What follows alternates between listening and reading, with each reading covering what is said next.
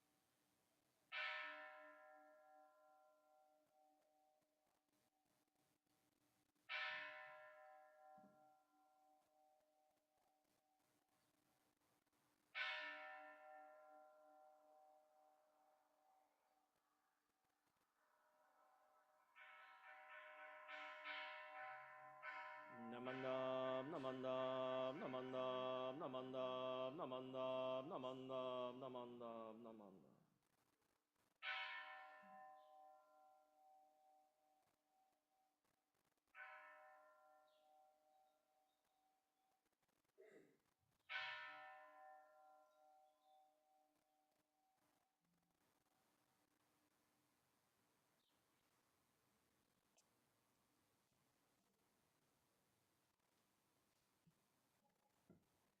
Welcome and thank you for joining us today. A special aloha to Miss Emmy Hashi for flying over from Honolulu to be our guest speaker.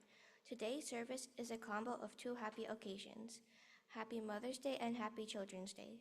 It's been a tradition here at Kona Hongwanji that we just must sing the Mother's Day song for our moms.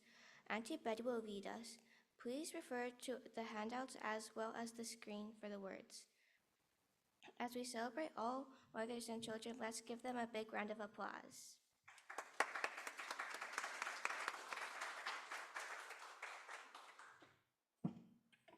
Okay, get your pink papers out. Okay, we're sing loud. Okay, ready? M is for the million things she gave me. O is only that she's growing old.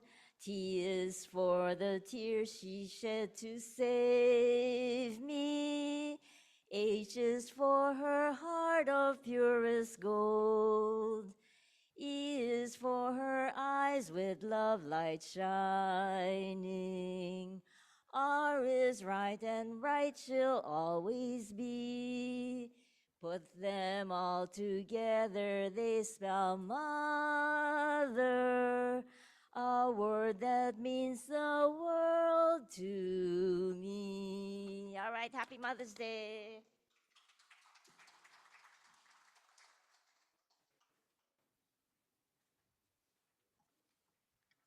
I am Taylor Nishihara and I will serve as your MC. Assisting at the temple with technical support are Zoom crew members Alan Matsumoto and Darren and Lin Katayama. Corinne Chong is our organist and Betty Takioka will lead the singing. Let us start the service by all rising for Vandana and Tisarana, led by Reverend Blaine. Please chant both the Pali and English parts together with him.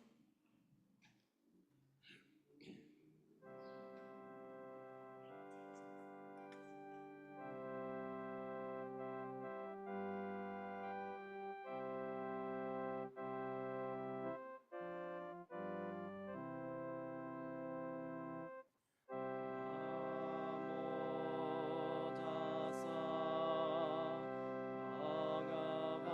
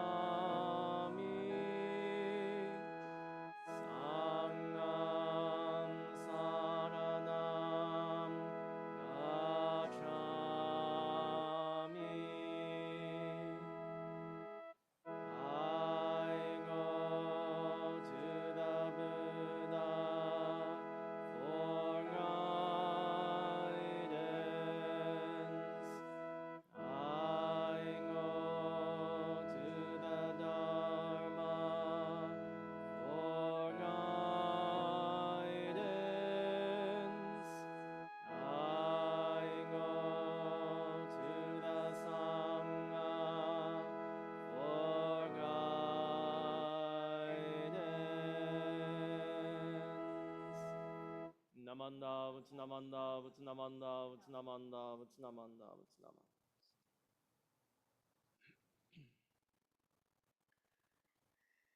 Please remain standing for an aspiration which will be shared by Reverend Blaine.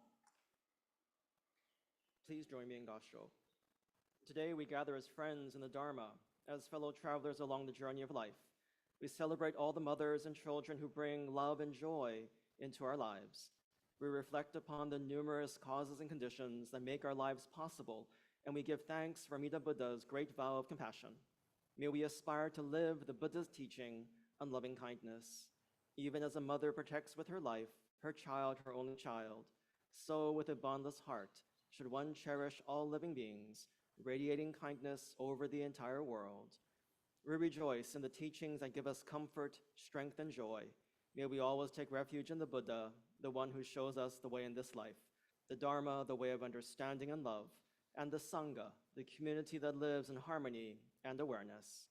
Entrusting the dynamic working of all-inclusive wisdom and all-embracing compassion, we call the honored name of Amida, the Buddha of infinite light and life, with profound gratitude, abiding joy, and a heart-centered awareness for the miracle of each unrepeatable moment. Namo Amida Butsu. Namo Amida Butsu. Namo Amida Butsu. Namanda Butsu. Namanda Butsu. Namanda Butsu. Namanda Butsu. Namanda Butsu. Please be seated. We will now have the offering of incense. We invite all Sangha members in attendance to please come up and offer incense if you wish, starting with the front rows and moving towards the back. Please use both incense burners.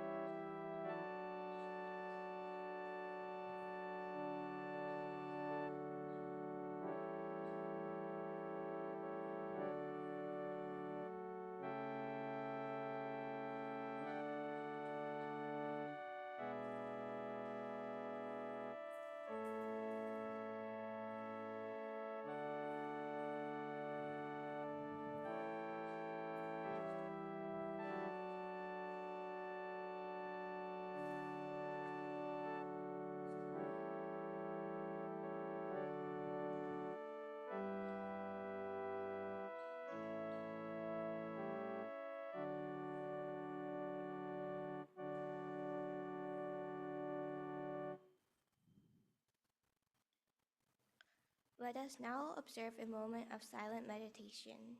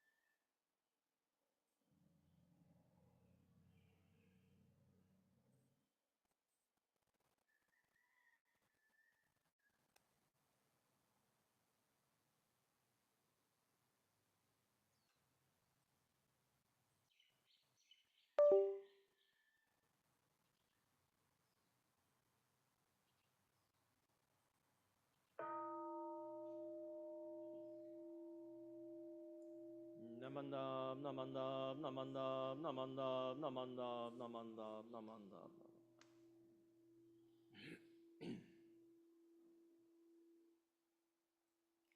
Reverend Blaine will lead us in the chanting the sutra 12 Homages, or English Junrai. Words can be found on the laminated handouts in the back of the pews and on the screen. The Junidai, or 12 Homages, was composed by Nagarjuna, the first of the 7 masters of Jodo Shinshu. Nagarjuna celebrates the beauty, the grandeur, and the preciousness of the Pure Land, which manifests the virtues of Amida Buddha and expresses the desire to be born in the realm of awakening. The phrase Koga Chodai Mida Son, or thus I bow to Amida, is repeated 10 times and has the same meaning as Namo Amida Butsu. This expression of dedication reminds us of our commitment to the Buddha and the land of peace, where everyone attains the highest fulfillment of Buddhahood.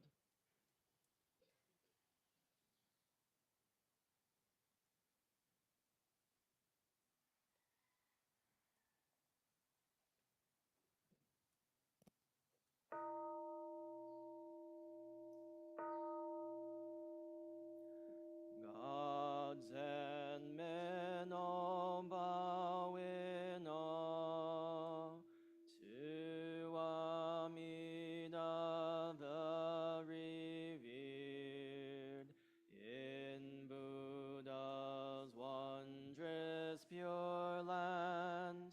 Bodhisattvas gather round, golden form like the mountain king, steadfast like the elephant's base, Buddha's eyes like the blue lotus.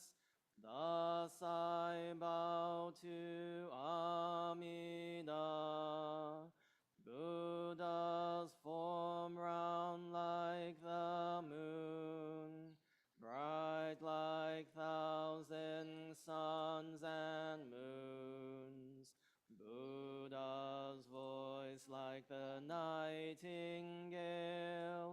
Thus I bow to Amida, Buddha's figure on Ganon's crown, adorned with wondrous features. Buddha subdues evilness. Thus I bow to Amida, beyond compare Amida's pure virtue shining clear like space. All benefit from Buddha. Thus I bow to Amida. Bodhisattvas all renown, Maras to praise Amida. Primal vow made for our sake,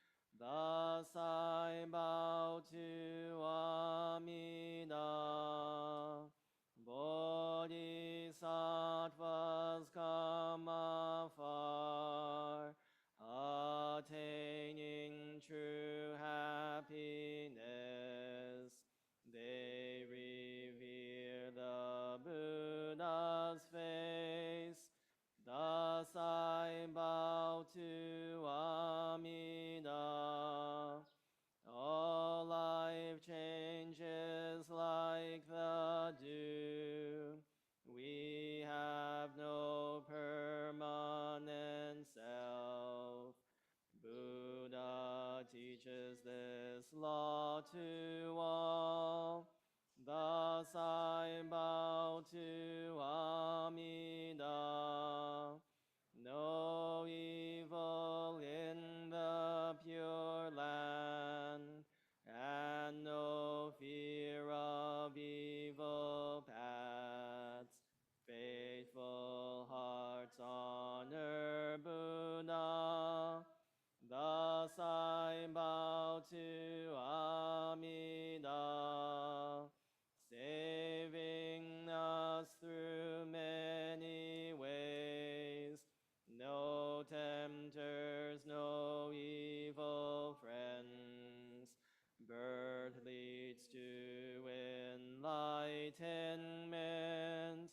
Thus I bow to Amida. Amida, thus I have praised. Virtues boundless like the sea.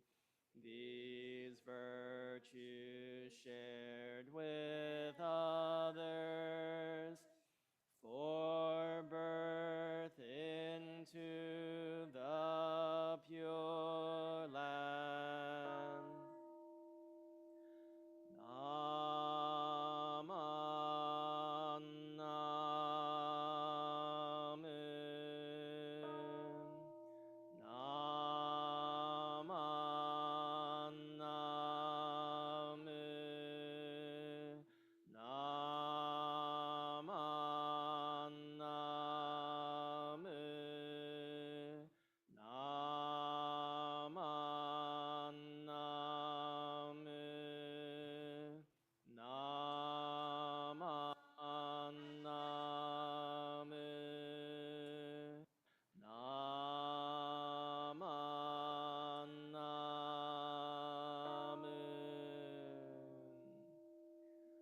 The virtue of Amida's vow is shared equally by all, together attaining awakened mind. We are born in the land of peace.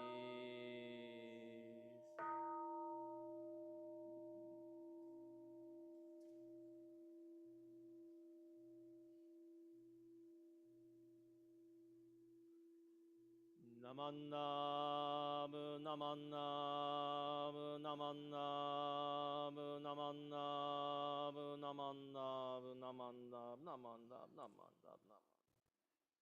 namannamu, it's namannamu. Please all rise for the Gatha Hotoke-sama 2. Words can be found on page 93 in the New Purple Gatha book. Again, page 93 in the Purple Gatha book.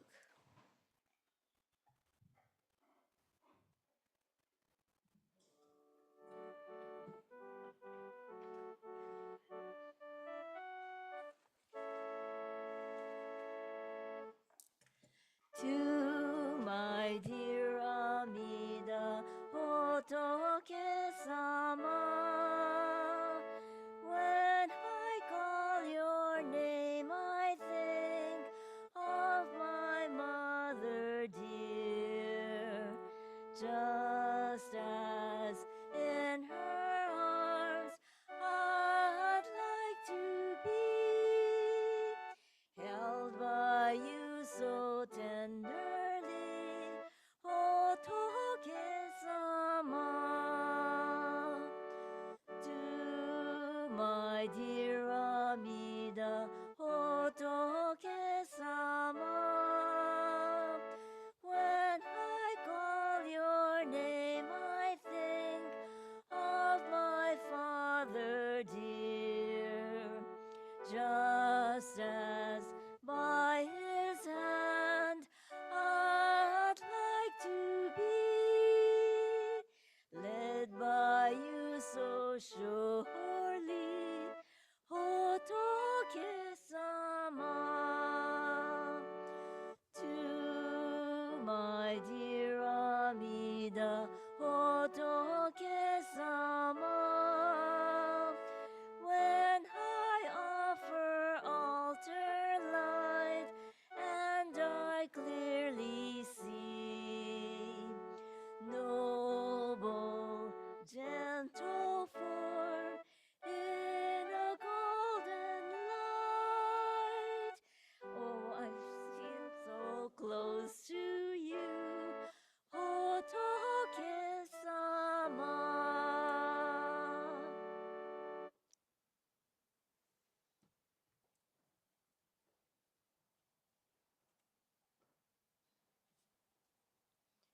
may be seated.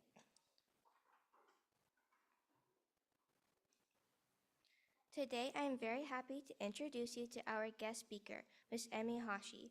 Ms. Emi grew up on Maui and attended Makawao Hongwanji.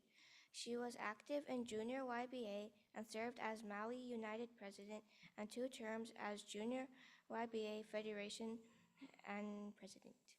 She attended UH Manoa for her bachelor's in human relations in organizations, during which time she was camp co-chair and member of Buddhist Studies Center Fellowship Club along with multiple fellow Kona Hongwanji members.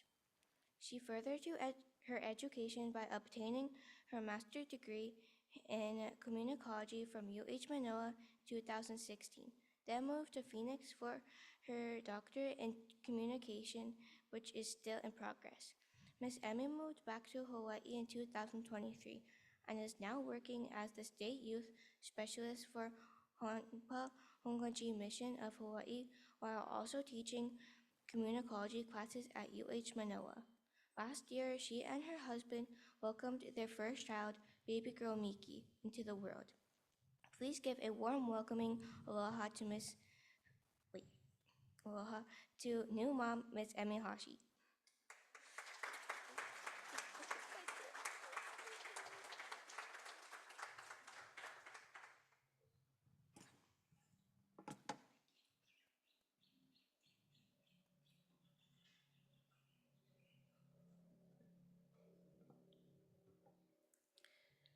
Good morning. I wanted to start with a moment of silence for those who have a complicated relationship with Mother's Day. So those who have lost children, those who have struggled with loss and infertility, those who have exchanged relationships with their mothers, those who don't know their mothers, and more.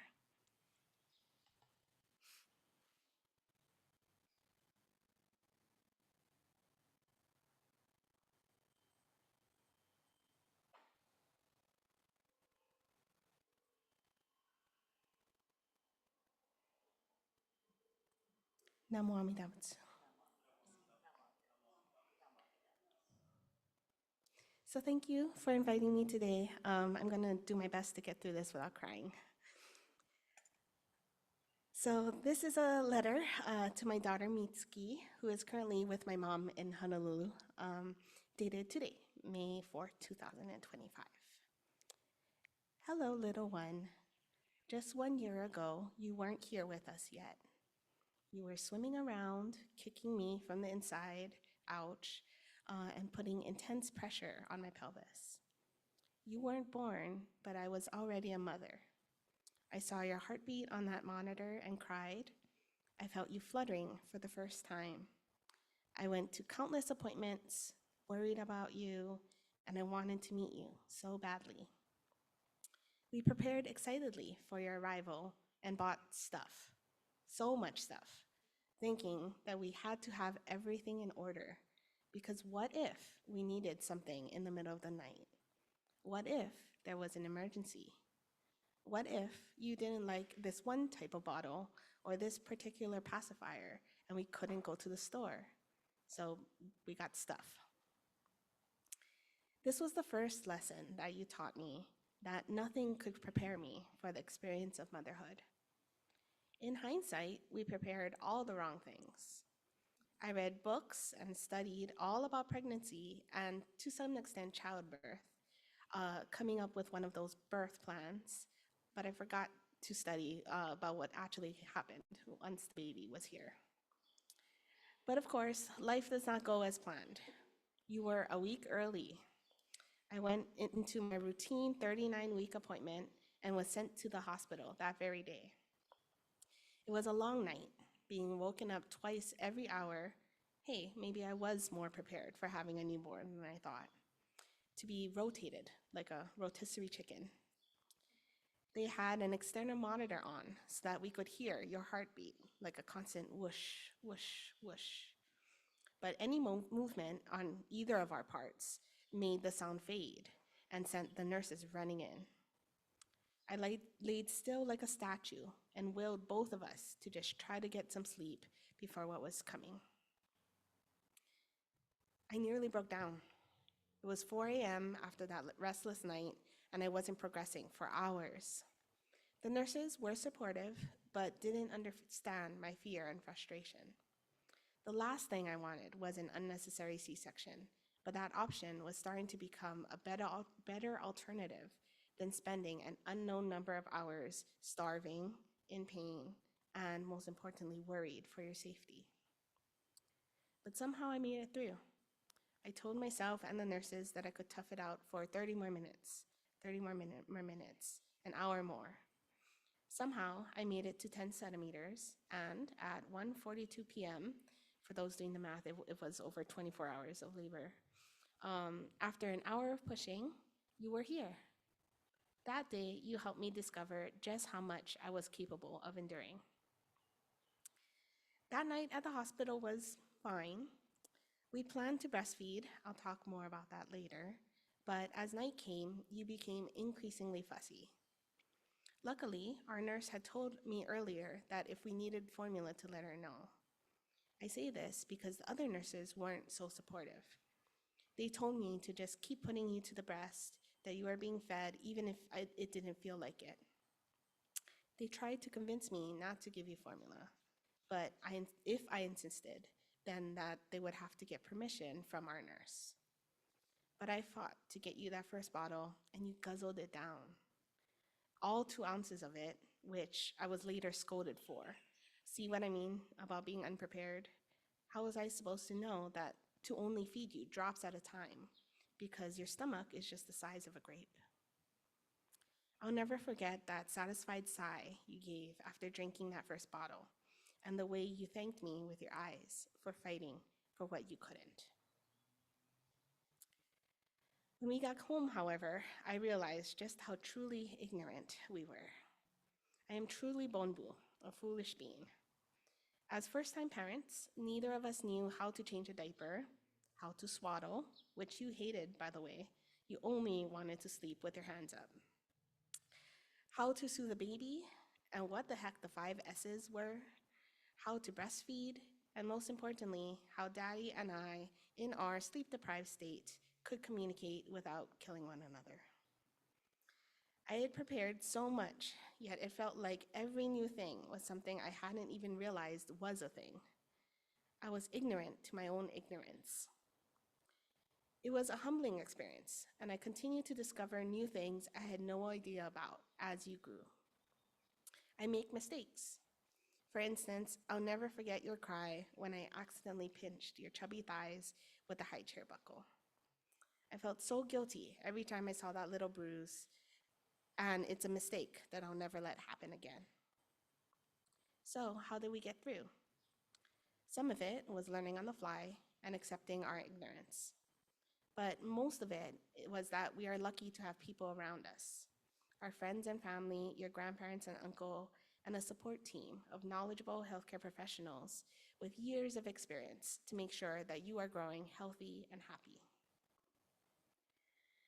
As much as it is my desperate desire, I can't protect you from everything. Sometimes, despite my best efforts, you are stubborn to learn and explore and make your own mistakes. I have saved you from falling off the edge of the bed countless times, and yet you still have managed to fall a handful of them. This is unconditional love to me. It's the persistence and the dedication to someone else's well-being above your own. It's poop everywhere when you wiggle after a diaper blowout. It's switching to a low bed frame so that if, despite my best efforts, you do roll off the bed, you won't be hurt. It's tiring and exhausting waking up a minimum of 3 times every night, including last night, to a screaming baby. But I'm happy to do it because I love you and because you cannot do it yourself. Whenever I get caught up in my frustrations, imagine finally lying down to get some rest, and now you wake up screaming. I remind myself what it must be like to be so little and so hungry and feel like the world is ending. I know that it's not personal and that you're seeking comfort and care from the people who you know will take care of you. Motherhood has been a challenge, but most of it has been due to my own attachment. I tried to make nursing work for weeks, but it was painful and you were hungry and not able to transfer well. The lactation specialist worked with us since nursing was my initial goal. But eventually, she kindly asked me, why was I so attached to nursing? I realized that I didn't have a good reason.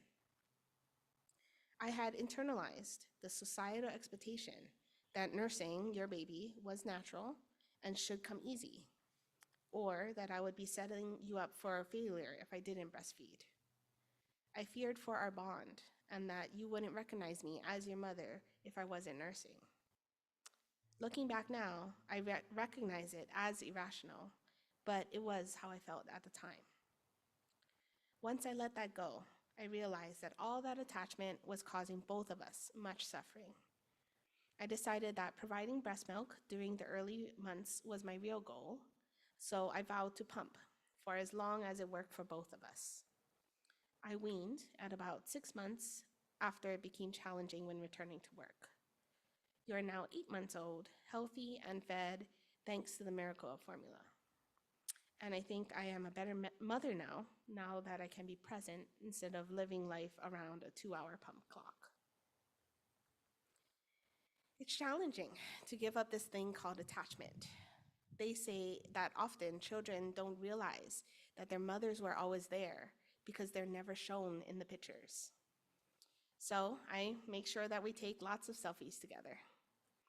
In the end, it doesn't really matter whether I receive credit for being the photographer behind the photos.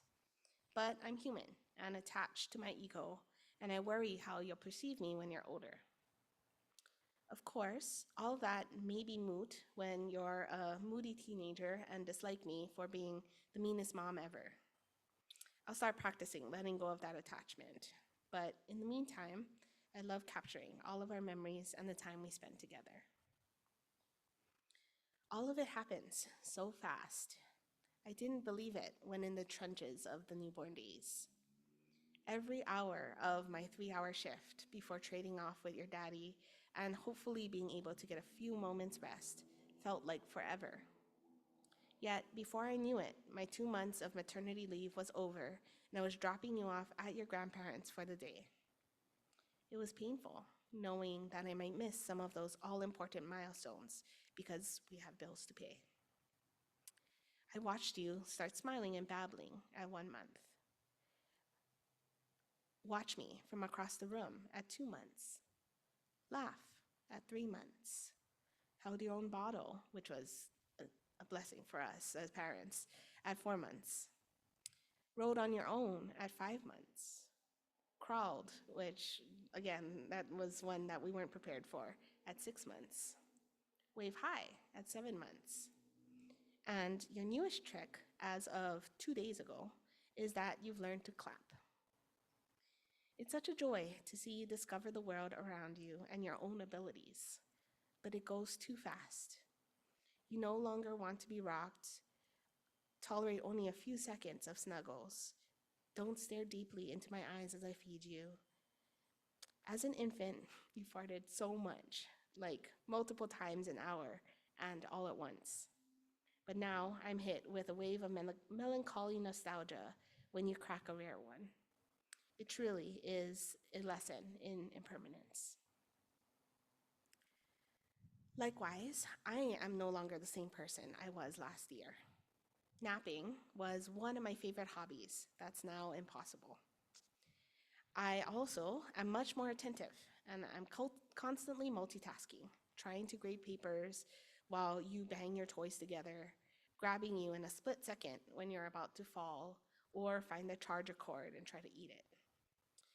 I like to think I'm kinder and more flexible, because so what if you crumple my work papers, as long as you're safe and entertained.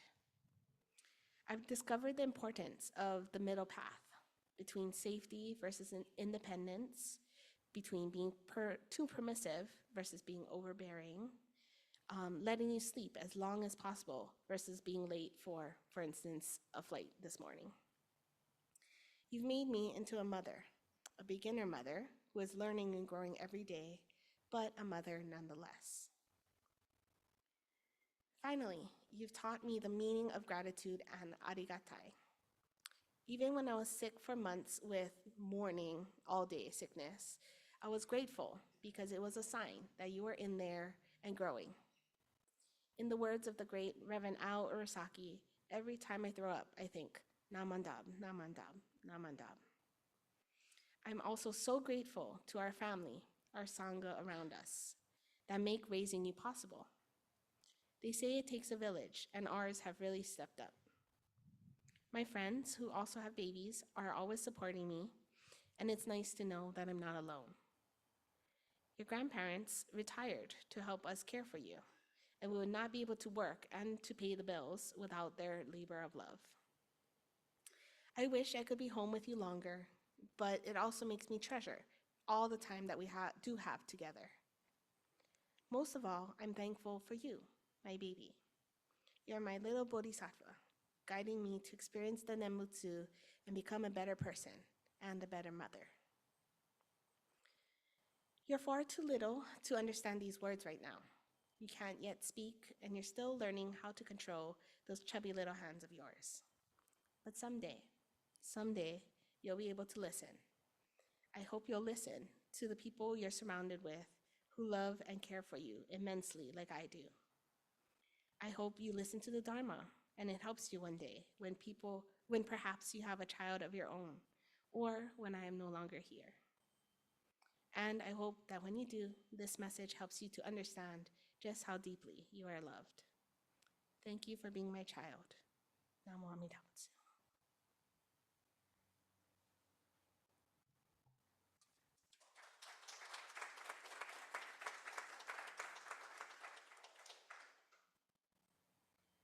Thank you for your message. Thank you for your wonderful message, Miss Emmy.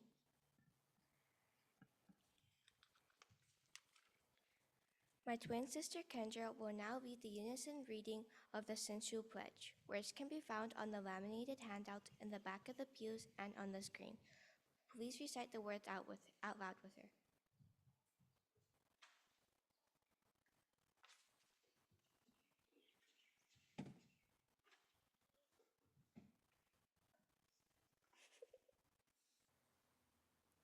I take my refuge in the vow of the Buddha. Reciting the name, I will live through life with strength and serenity. I revere the light of the Buddha. I will put my effort in my work with my self-reflection and gratitude. I follow the teachings of the Buddha, discerning the right path. I will spread the true Dharma. I rejoice the compassion of the Buddha. I will respect and help others and do my best for the welfare of humankind.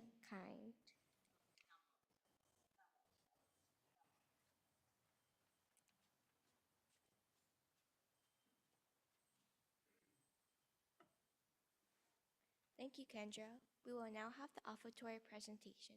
Mahalo for your generous contributions, everyone.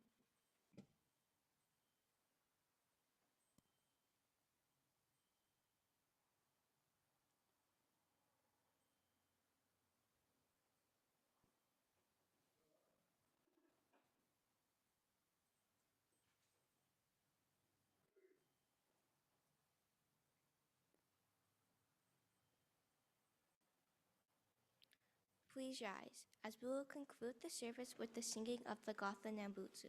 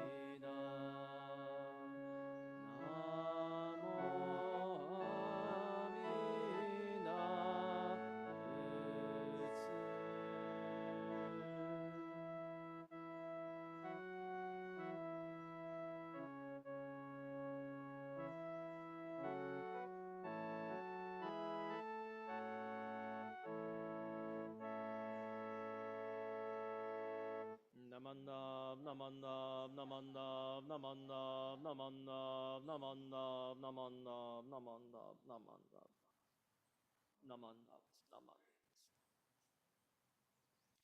You may be seated.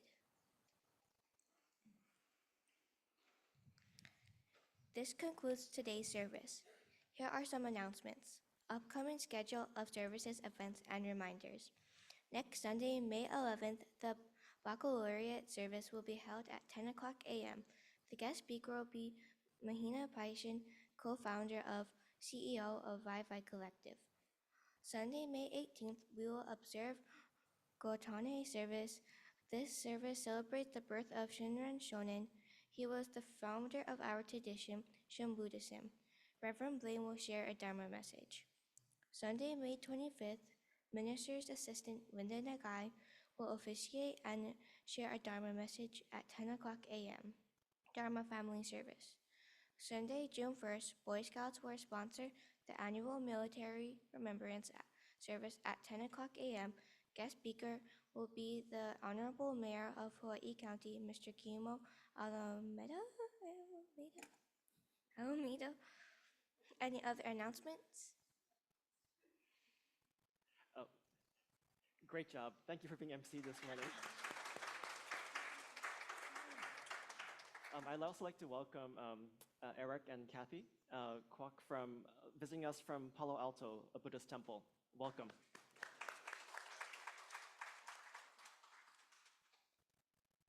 Any other announcements?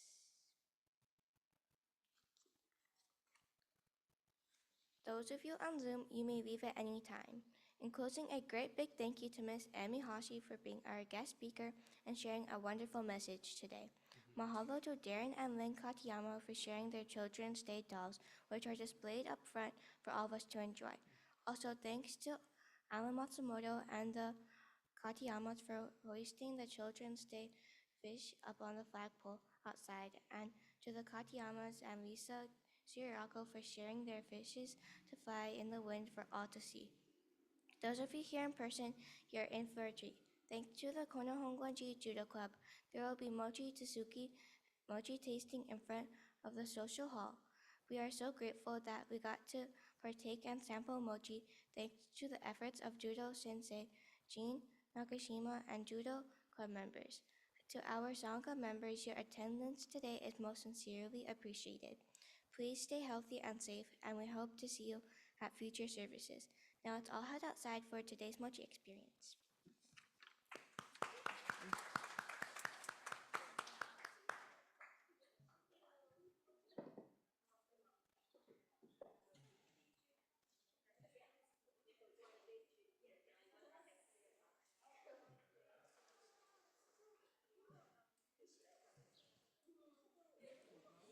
Huh?